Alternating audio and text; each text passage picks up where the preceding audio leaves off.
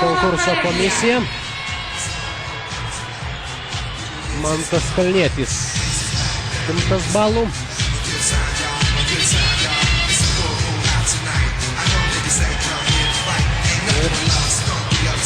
Paulius Parafonikas dabar jau pasikviečia vieną iš startų rock šokėjų. Tai jau žiūrovams įspūdinga. Šokėjai turėtų būti šiek tiek neramu. Nebe reikalo. Šioks toks nerimas buvo jos akyse.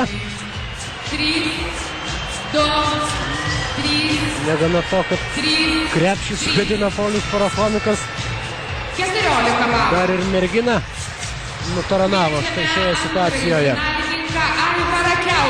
Vilniaus Sakalai.